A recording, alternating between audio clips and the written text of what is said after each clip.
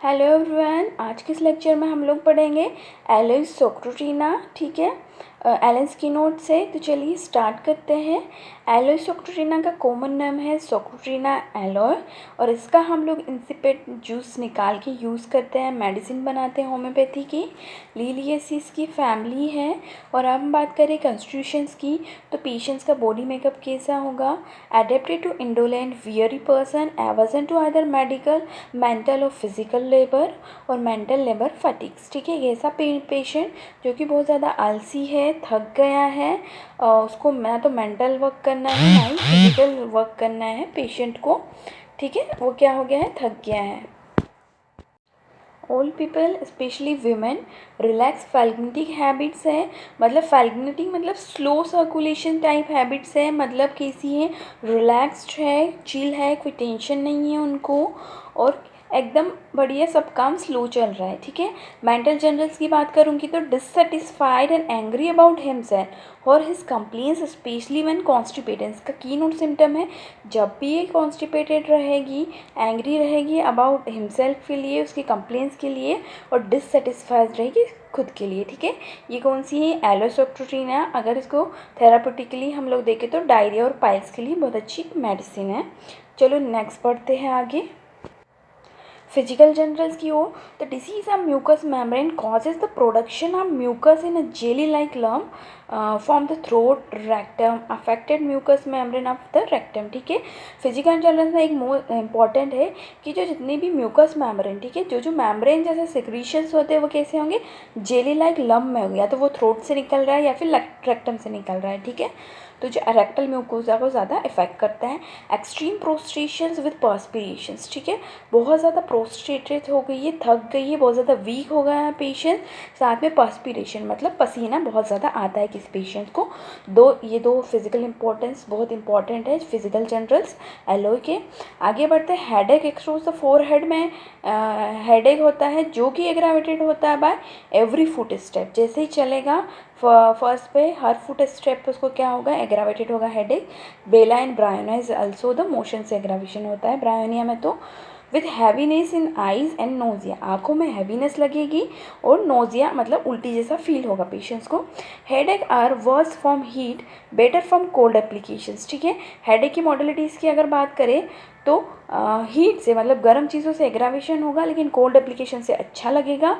Arsenic is also remedy. क्या है? Alternating with lumbago after insufficient stool, बहुत ही इंपॉर्टेंट कीनो सिस्टम है। किसका जो हेडेक होता है अल्टरनेट होता है लम्बेगो के साथ में। लम्बेगो आएगा तो हेडेक चला जाएगा, हेडेक आएगा तो लम्बेगो चला जाएगा। और साथ में इनसफिशिएंट स्टूल होता है, मतलब अच्छे से स्टूल नहीं हो रहा है, सेटिस्फाइड नहीं है पेशेंट। नेक्स्ट बात कर लेते हैं जीआईटी सिम्टम के बारे में। तो जीआईटी में मोस्ट इंपॉर्टेंट है डायरिया। ठीक है, डायरिया थेरेपेटिकली हम लोग यूज़ करते हैं।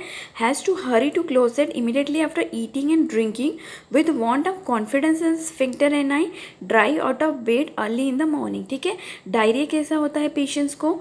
क्या इमिडिएटली जैसे ही कुछ खाया पिया तो जाना होगा उसको फ्रेश होने। ठीक है, croton tig is also remedy. With want of confident sphincter, जो उसका स्फिंक्टर है नहीं, मतलब जो स्फिंक्टर होता है रेक्टम में, उसमें क्या है? कॉन्फिडेंस मांगता है, मतलब वो क्या हो गया है? वीक हो गया है। तो ड्राइविंग सुबह सुबह मॉर्निंग में अर्ली मॉर्निंग क्या होगा? ड्राई ऑफ बेड, जैसे ही उठेगा उसको क्या होगा? डायरिया डायरेक्टली जाना पड़ेगा। Psorinum and tumeric sulphur is also morning diarrhoea remedies. When the passing flatus, जब भी गैस निकलेगी, sensation as of stool would pass with it. ठीक है, उसको ऐसा लगता है उसके साथ साथ में पॉटी भी निकल रही है, स्टूल भी पास हो रहा है। ठीक है, oleander, muriatic acid, natrum mur is also remedy, जिसको ऐसा सेंसेशन आता है। कोलिक की बात करेंगे तो कटिंग ग्रिपिंग पेन होता है right lower portion of abdomen. ठीक है, एब्डोमेन में राइट साइड में उसको कटिंग कोलिक पेन होता है जो कि एक्सक्रूटिंग है बिफोर और ड्यूरिंग स्टूल। ठीक है, जब स्टूल पास हो रहा है तब भी और उसके पहले भी। All pain ceases after stool. ठीक है, स्टूल जैसे ही स्टूल मतलब जब जैसे ही फ्रेश हो जाएगा कम्प्लीटली, तो जितनी भी कंप्लेंट्स आ रही थी वो सब क्या हो जाएगी? रुक जाएगी। लिविंग प्रोफ्यूज स्वेटिंग, इसके बाद बहुत ज़्यादा उसको पसीना होगा, बहुत ज़्यादा वीकनेस आ जाएगी। ठीक है, टेक प्रिसीडेड बाय ऑब्स्टिनेट कॉन्स्टिपेशंस। ठीक है, इसके बाद क्या हो जाएगा? उसको कॉन्स्टिपेशन होगा। Flatus offensive burning copious much flatus with a small stool. ठीक है, अब उसकी जो फ्लेटस होगी बहुत ज़्यादा बर्निंग होगी बहुत सारी होगी और स्मेल करेगी वो। Agaricus is also remedy. Burning in anus after passing the flatus, ठीक है, फ्लेटस करने के बाद अगर किसी को रेक्टम में बर्निंग हो रही है तो एलो इज़ द रेमेडी। ये कहता है gastrointestinal symptom very very important of the aloe, ठीक है। तो जो solid stool in masses of mucus passes involuntary hungry during stool, ठीक, हंग्री ड्यूरिंग डायरिया, ठीक है, डायरिया के टाइम पे भूख लगेगी और जो स्टूल में मासेस पास होंगे, ठीक है, जो कि इनवॉलेंट्री मतलब अपने आप हो जाएंगे। Hungry during diarrhoea is a very striking symptom. Before stool मतलब स्टूल करने से पहले रम्बलिंग होगा, वायलेंट अर्जिंग होगी, फटाक से जाना होगा, हैवीनेस लगेगा रेक्टम में। ड्यूरिंग स्टूल टेनिसमस होगा, दर्द होगा उसको, फ्लैटस बहुत सारी गैस पास होगी और आफ्टर स्टूल फैंटनेस हो जाएगा मतलब वीकनेस हो जाएगी उसको। Haemorrhoids very very important, blue colour के होते हैं, बंच लाइक ग्रेप, ठीक है, constant bearing down in rectum, rectum में भी बियरिंग डाउन सेंसेशन लगता है, ब्लीडिंग भी होती है रेक्टम में, सो टेंडर और हॉट रहेंगे टच से और कोल्ड से उसको अच्छा लगेगा, और साथ में इंटेंस ईचिंग भी होती है किसमें, हेमरोइड्स में। ईचिंग हेमरोइड्स है एलोइस सक्रोटीना के। ईचिंग है ना, burning in anus preventing the sleep, ठीक है, रात में उसको इतनी ज़्यादा ईचिंग और बर्निंग होती है कि वो सो नहीं पाता है।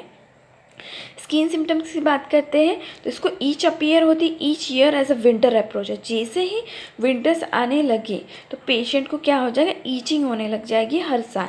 Psorinum is also remedy. चलो तो नेक्स्ट लास्टली बात कर लेते हैं मोडिलिटीज़ और रिलेशन के बारे में। तो मोडिलिटीज़ में देखते हैं एग्रावेशन होता है अर्ली मॉर्निंग, सुबह सुबह एग्रावेशन होता है, सेडेंट्री लाइफ के कारण इसको एग्रावेशन होता है, लाइफ हॉट ड्राई वेदर में इसको एग्रावेशन होता है, खाने के बाद पीने के बाद स्टैंडिंग और वॉकिंग से एग्रावेशन होता है। एम्ब्लूरेशन की बात करेंगे तो कोल्ड वाटर से अच्छा लगता है, कोल्ड वेदर में भी अच्छा लगेगा। डिस्चार्ज ऑफ फ्लैटर्स और स्टूल से एम्ब्लूरेशन है एलोए के पेशेंट को। बात करते हैं रिलेशन में तो sulphur in many chronic diseases with abdominal plethora या फिर कंजेशन हुआ पोर्टल सर्कुलेशंस में डेवलप सप्रेस इरेक्शंस, ठीक है। तो इसमें सल्फर के साथ उन्होंने बताया कि सल्फर जैसी रेमेडी है क्रोनिक डिसीज में, जैसे एब्डोमिनल प्लेथोरा मिल रहा है हमको, पोर्टल कंजेशंस मतलब हेमरोइड्स मिल रहे हैं, सप्रेस इरप्शंस मिल रहे हैं, सिमिलर है अमोनियम म्यूर, गैम्बूशिया, नक्सोमिका, पोडो, ठीक है, इन सब के रिलेशन है, पोडो, नक्स, गैम्बूशिया, अमोनियम म्यूर, सब डायरिया, हेडेक, इन सब में इसका रिलेशन है। तो ये थी पूरी एलोइस सक्रोटीना फ्रॉम एलेंस की note. I hope this lecture will be helpful for you and do revise. Thank you.